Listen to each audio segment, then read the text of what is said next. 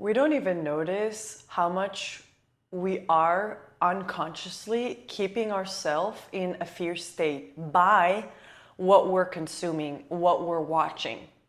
So you probably heard a lot about when you watch the news, when like it kind of keeps you in fear state and how harmful it can be. So obviously we all know about that, but I want to take it a little bit step further. First of all, I want to start by sharing an experience like that I have from my own like real life experience that kind of inspired me to come on here and talk about it. I felt this like pull in my body to talk about this topic that is super, super important. So the other night, I woke up in the middle of the night and I was kind of like half in a dream state, half in a wake state. I could still see the room that I was sleeping in, but I wasn't really 100% in the room that I was sleeping in. I was kind of like in a dream state too, like in the spirit realm, all like half in this. I don't know if you know what I'm talking about. I saw this image of like this like character, this thing standing in the room that I'm sleeping in. And I got so scared. And the thing is too, because I was in a half in the spirit realm, I couldn't really move my body. I got really, really scared. I couldn't fall asleep for like 2 hours after that. And the thing that kept coming up for me in those 2 hours that I was awake was things around October 7th. And like I'm from Israel. If it's your first time here, you know that I'm from Israel. And the October 7th, what happened a year ago. And the thing is, I actually made a YouTube video about it, so I actually put it up here. But after October 7th, I really went deep into everything that was happening and like really went into the trauma and was really like consumed by everything that was happening. And it kept me in like this fear, anxious, traumatized state until I realized that what I'm doing is unhealthy for me and I can't be sharing my gifts and what I came here to do, which is anchor the light, because I was so consumed by this darkness, by this fear, by this hatred. So it was a whole journey. And again, I showed about in the YouTube video, which I'll link below as well. After that, I came out of it, and a few weeks ago, my sister told me that there are a lot of shows and movies and documentaries about October 7th and like what was happening. And I got a little curious about it because I was like, it's like something that I really wanted to know. And also another thing that I'm noticing too, as Jewish people, there's like almost like this need to, I don't know if like you have it in other cultures, but as Jewish people, there's like this need to really be a part of it, like really like know everything. And it's not that I haven't been a part of it. I definitely been a part of it, but I have been doing it in a different way, meaning like the way I was working on with the energies of like what happened around October 7th and what's happening right now. I go into meditation, prayers, I do energy healing on the land, on the people, just kind of like this is working behind the scenes, if you know what I mean. And the thing for me, when my sister told me, I got like a little curious. I started watching this documentary show about October 7th with people that actually went through the horrors, people that actually shared like from their experiences. And it was a very interesting thing that was happening, because when I was watching it, I really noticed how my body reacted to it. I was really aware of how my body reacted to like what I was watching. And so I felt like this very like this and anxiety coming up and like not necessarily fear, but like really, really high anxiety, because in my day-to-day life, I'm really making sure that I'm kind of keep myself in a certain frequency. Like I'm making sure I'm taking time to ground, I'm taking time to meditate, I'm taking time to just kind of like surrounding and also the work that I'm doing, it's kind of like staying in a certain frequency and going like to watch those types of things. Really, there was like a really difference that I could see, like wow, from like where I'm at usually, like my baseline as of now, it wasn't like that always. going to that place, like I could just really feel my body, which was really interesting because I feel like before that, I was never really able to notice how my body reacts to things. So I guess the first invitation from me to you is when you're watching, whether if it's like just a show, whatever show it may be, a movie, a news, or whatever it may be, notice how your body's reacting to it. The thing is, our body's always communicating with us. It's very, very subtle communication compared to the mind. The mind is very loud and dramatic and like, you know that it's here, but the body is very subtle. So if you can just like notice and observe, almost like witness what is happening in your body when you're watching a specific thing. And then once you're aware, it's more than 75% because then you have a choice. You have a choice whether if you want to continue and consume that or if you want to choose something else or maybe lower the amount of watching that type of content, whether if it's social media or whatever it is. I found myself when I was watching the show, I found myself giving myself excuses, and it was really interesting because I was aware of myself giving myself excuses that had no connection to what's actually happening. So I'll give you examples of two excuses that I gave myself. The excuse number one was I have to watch this because that way I will feel the grief. That way I will be able to be connected to the world and what's happening in the world. And it's actually something really big that I was working on my own journey, which I may share in a different video because it's a whole topic. But the idea here is that I don't need to go seek to feel the grief or go seek to feel the rage or whatever feeling it is. The idea here is to being able to let whatever comes through me, whatever feeling comes through me, to let it be processed and let it be moved through me rather than seeking it to feel connected, right?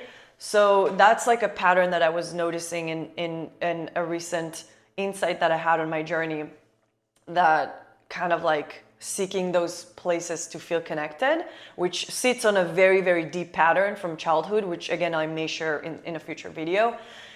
But so that was like the first excuse that I was noticing, but it didn't really stick because I already went through this process of understanding that this is not really what we're doing here. So I had then another excuse that was, oh, when I'm watching this content, I'm able to work energetically of the people that are on the screen and like really, you know, doing the energy work and work on the energies and not just the people that went through the trauma, but also the land, also the energetic thing that's behind it. Really quick after I made those excuses for myself, because the reality is that what actually happened is that I got hooked. Like, you know, it's interesting. It's my country, like I want to know what happened, but at the same time, it's kind of addiction to these types of things. Because the reality is that the way I work on the web or the way I work on the energetics of the world or, you know, in my country and what's happening, I don't necessarily need to watch the show or the movie to be able to work on it. I can just sit in meditation and connect with the field and work on the web like that. And so I just found myself like giving myself those excuses, which was interesting. And again, I feel like the fact that there's awareness around it is what helped me to realize like what was happening in the background. So back to that night, the other night, that was the moment where I realized that I didn't think that show was affecting me. I was aware in the moment of like how my body reacting, but I didn't think it was affecting me more than that. But then that night, I was 2 hours, I was like going into fear, because the reality is that something that I know it because I felt it, and it may or may not be true for you. And that's where I always want to, you know, to invite you to feel into what feels true for you.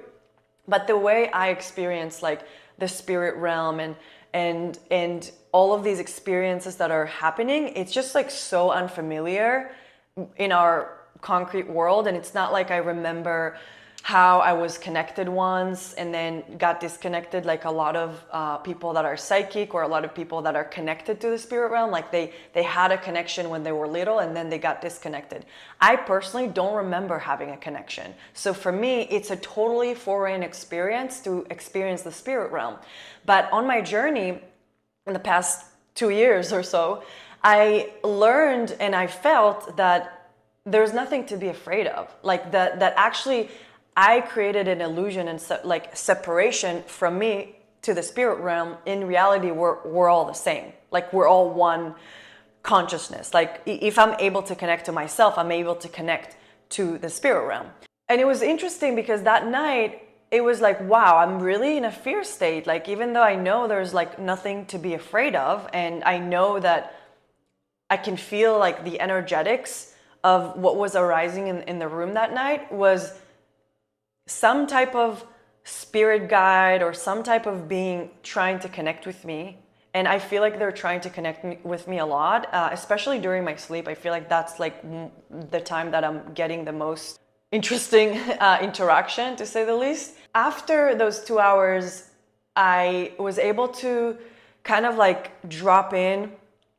And that's when Alma, she mentioned her name. I could hear her voice, and she was saying Hannah, and she tried to kind of guide me and to relax me. She told me, breathe, come back to your body. She was like guiding me through it, with her voice, and I could feel her energy. That was the moment where I was able to like drop in more and like relax and come back to my body from that fear state. But it just really made me realize like how this show that I've been watching has been subconsciously affecting me without me being aware of it. And that night it was like a light bulb, and like even though I thought that it's not necessarily affecting me, it was affecting me in the background. And that's where also I'm going to make this quick note. That's where also if you're like, okay, how do I know like if something is affecting me? How do I know? Like, because a lot of times the thing is that we're not even aware. Like we're not even aware of how it's affecting our energetic body, our physical bodies. So I would like to invite you to notice your dream world, to notice what's happening in your dreams, because the dreams are basically the subconscious bringing you things. Like it literally gives you materials to kind of show you things that are in the shadows, things that we're unconscious of, things that we're not aware of. And if you can be aware of what's happening in your dream, try to notice, how do you usually feel in your dreams? Do you feel more empowered? Do you feel more fear?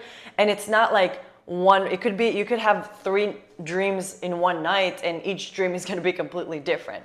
But what I would like to invite you to first step, because dream world is a whole world and it's like there's a lot that I can't really explain here. And also I'm still exploring a lot of this, but the first thing I would like to invite you is just to be aware. So I like to do a dream journal. So when I have a dream and I wake up after the dream, I write it down in my notes.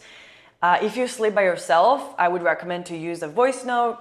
Is really helpful, and it has been really helpful for me. But now I sleep with my partner, so I have to use my notes, or you can use like a regular journal. If you are a person that you don't remember your dreams, where that happens a lot, then just know that by you waking up and just take a moment and try to remember your dream, even like the smallest details, and you start like writing it down, it'll bring more and more and more like memories from your dreams. Let me tell you, I had many years that I could never remember my dreams, and now I could remember 11 dreams in one night and like write them all down. And I have a dream journal in my notes and like really detailed information.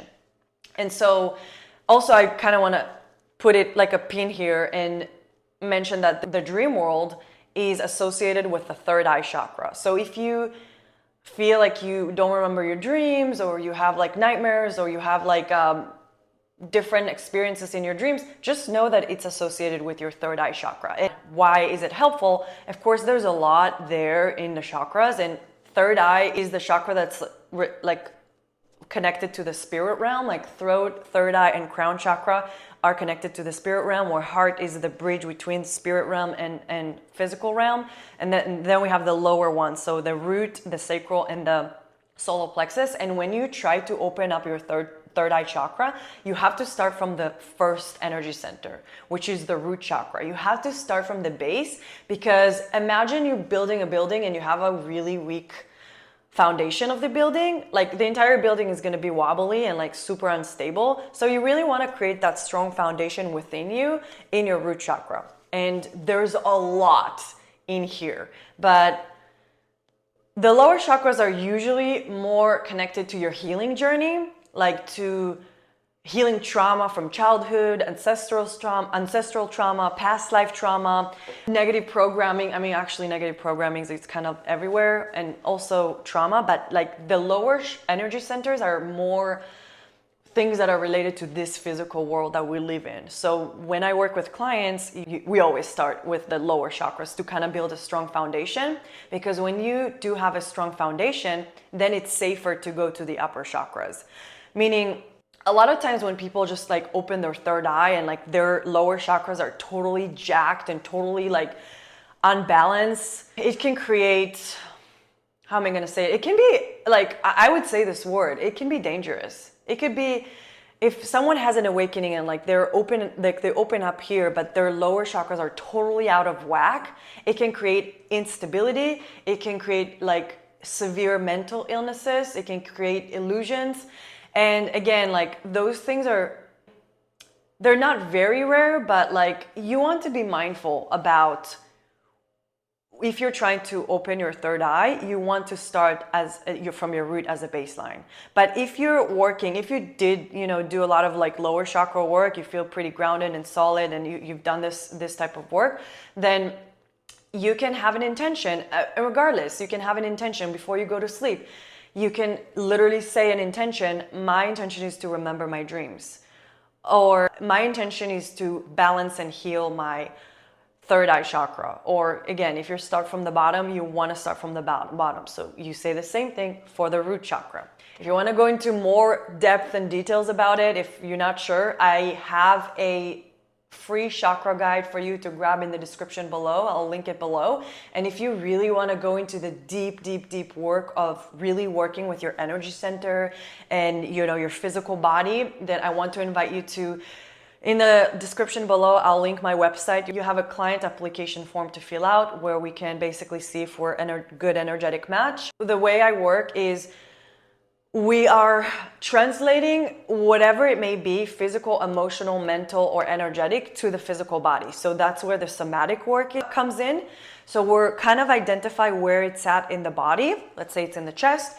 And then we kind of identify the color, texture, shape. We become aware of that part of us that's within us. And then, I mean, if it's fear, if it's addiction, if it's self-worth, if it's communication, literally whatever it may be. And then we start connecting with that part. We start to develop a relationship with that part. And the intention is not to necessarily change or fix it. The intention is to build a relationship with it. And when we are building a relationship with different aspects of ourselves, then we're automatically create a space for healing to occur automatically. Just by creating a relationship, when I work with clients, sometimes I'm like really amazed, because just by this contact, even if we didn't do anything, just by becoming aware and acknowledge it, boom, there's a shift that happens physically in their body. Like they can literally feel it or see it. In this process, we're basically get to like build a relationship, we connect to it, and then we're asking it questions. And the answers and the insights that are coming, they're coming from your own body. Because the reality is that we hold so much freaking wisdom within our bodies. Obviously, after that night, I decided that I'm not going to continue to watch that show, but it just really made me like want to come on here and share it. Like, how we have a choice with what we're watching. We have a choice, and what we're watching, what we're consuming, I'm not talking about like food and people that we surround ourselves with. It's all of these things are also adding to where your state is, like where you're at. But I want to talk specifically about what we're watching. If we're watching social media, if we're watching messages in social media about the ideal body or the, like beauty that's not like real beauty, it's beauty based on the society standard that's totally distorted and not true. Like, if we watch that, guess where we're gonna be in terms of like, we're basically brainwashing ourselves with whatever we're watching. Like, we're taking it on and we're making it ours. If we're watching the news and the news has a lot of fear and like, this is gonna happen or that, like whatever, and you basically keep yourself in a state of fear. And when you're in that state of fear, you can't get out of it to a state of unconditional love, to a state of empowerment, if you keep yourself in that state. And I know it's addicting. It's addicting. We're biologically,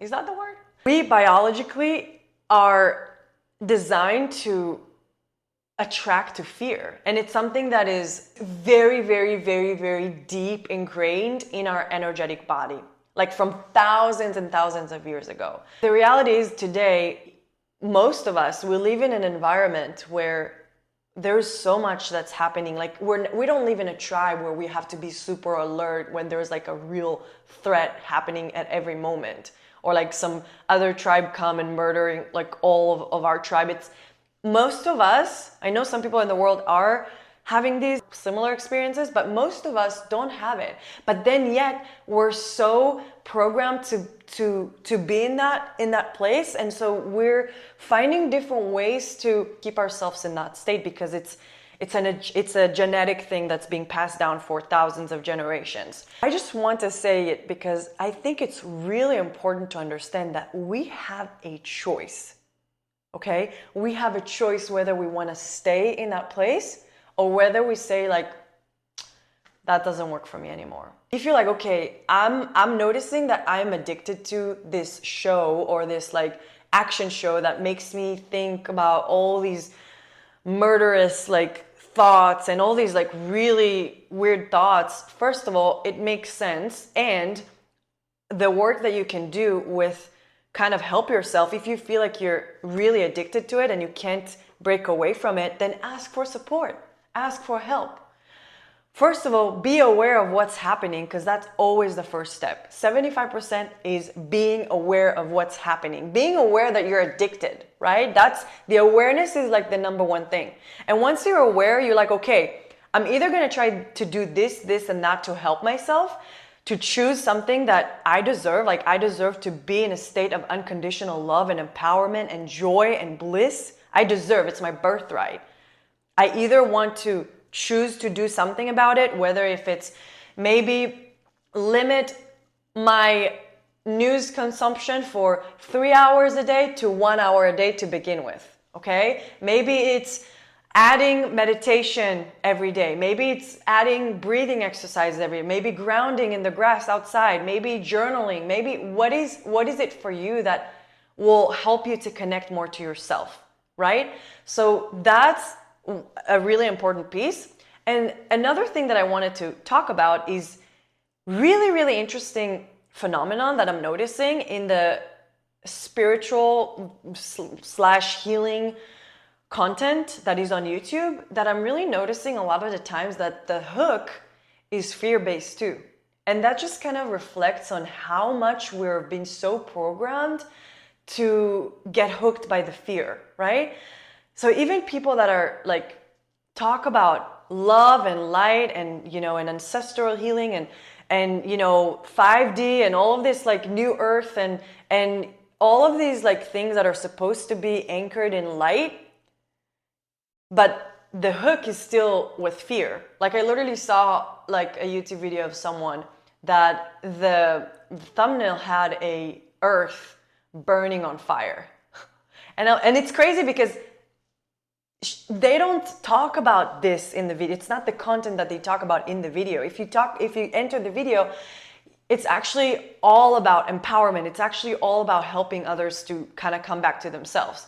But it just shows me how like fucked up it is that we're so programmed to like, it's like a hook, like it's really working, and I do want to say that it's something that came to me like 2 weeks ago or so, and I just was like, wow, this is so not right. And also, I don't want to be a part of it. I don't want to use my videos and do the clickbait by fear, because it's totally against everything that I believe in. And last thing I want to say about it, that one thing I've noticed too on my journey is when I consume, even if it's just around healing and spirituality and growth and, you know, where the world is going. But if I'm consuming, what it does, it distracts me. Unconsciously, super unconsciously, it distracts me. Watching all these podcasts and watching all these, you know, I do believe there are amazing things out there, and don't get me wrong, they did help me a lot on my journey, and I'm still going to continue to watch it, but I want to be able to get to a place where I can watch it but still have my own self-access in it, my own sense of self, and really know what is my truth.